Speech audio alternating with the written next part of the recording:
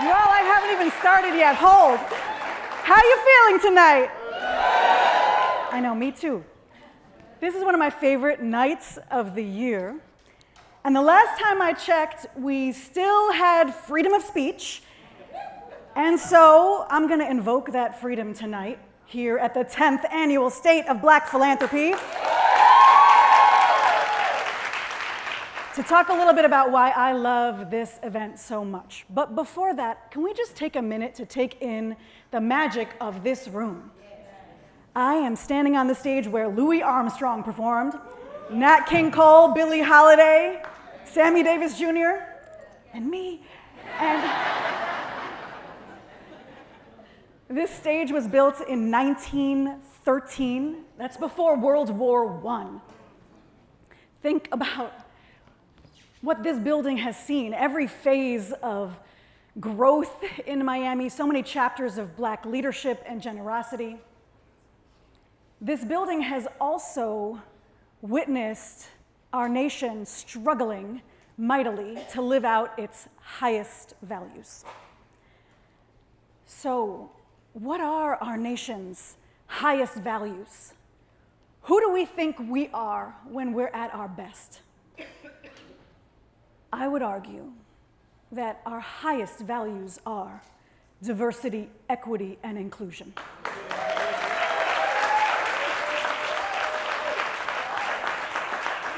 And I'm not going to find a synonym tonight for the American values of diversity, equity, and inclusion, because they are what I love most about this country. Our promises of equity and opportunity for all people, the carvings on our Statue of Liberty that welcome immigrants to our shores, our Bill of Rights that promise freedoms, the freedom to speak, the freedom to assemble, the freedom to worship in all the ways that we might in pursuit of being a more perfect union. Those highest values don't go out of favor based on which way the wind is blowing in a given year. And arguably, I don't know if our nation has ever quite lived out to its promises of liberty and justice for all, especially not our Black Americans. But I will say that it is more important than ever for us to remind our nation who we say we are.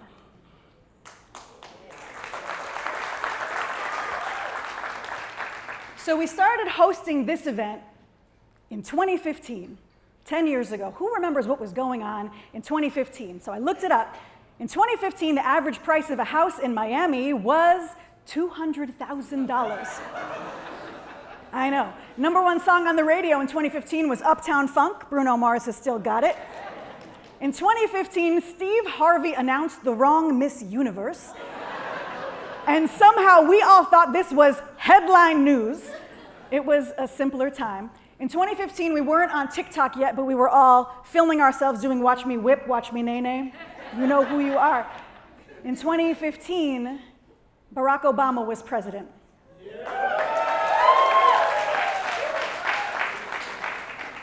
And in 2015, together, we launched the first State of Black Philanthropy, because we knew then what we know now, which is that there's a rich legacy of generosity and leadership in Black Miami, and we wanted to honor and celebrate it. We also knew then what we know now, which is that philanthropic dollars flow inequitably, and that our Black-led organizations were getting smaller, more restricted donations, not because of the quality of their leadership, but because of their access to funders. And so this night was born out of our desire to celebrate and our desire to push ourselves and to push our network to prioritize philanthropy that's equitable. So it's been a decade. Are we any closer to living out our highest values than we were when we started hosting this event? Well, some of the data is promising, so look at it with me. So in 2015, average Black household income in the city of Miami was $27,000. 2023 was pushing $40,000, a 45% increase in just a decade. Employment, solid improvement. We saw in 2015 hovering between 9 and 10%, and then last year, 5 to 6%.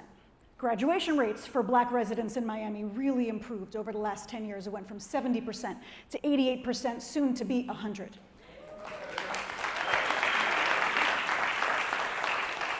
Generosity's been the same all the way through. We know that Black households give more of their household income to charity than their peers, 25% more. And that's been consistent for decades. But the truth is, if you would have asked me what I would aspire to see by the 10th anniversary of this event, I would have thought we'd be farther along.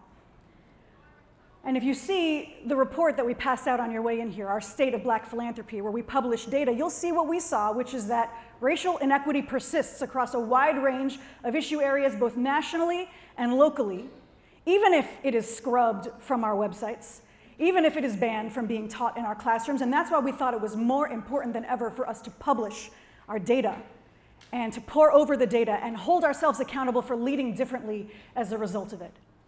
And frankly, as I watch our nation move to make it illegal to address historic, persistent racial inequity because it might in some way unfairly advantage Black people, that is the largest, most offensive example of gaslighting in the history of this country.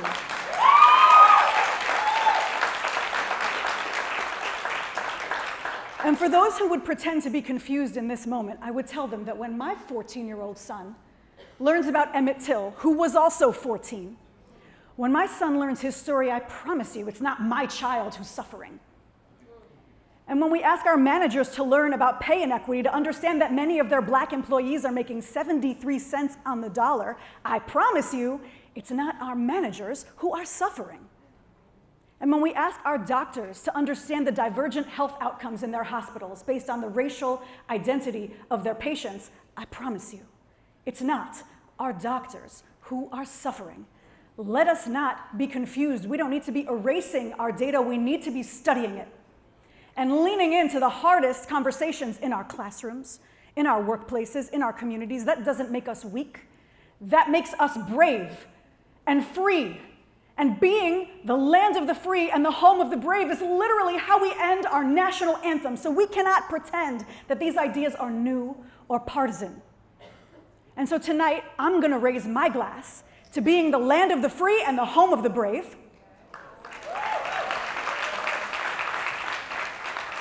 And we're going to lean in tonight to the concepts of freedom, the freedom to live a dignified life, the freedom to thrive, the freedom to write the future. So what does it look like to write the future in a moment like this? I would say it looks a lot like Valencia Gunder.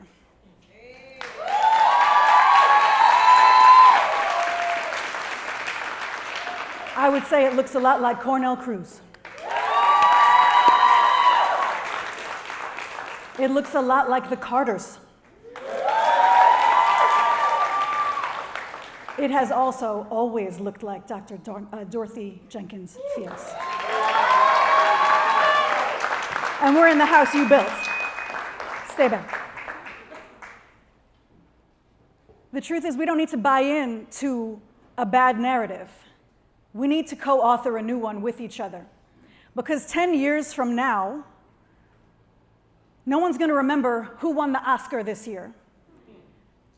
Whatever is the #1 song on the radio right now, it's going to be playing on the oldies station. But our next generation, they're going to be judging us for the choices we made, how we led in this moment. We'll remember how we felt in this moment, whether we stood for our values in this moment, especially when it became difficult for us to do so.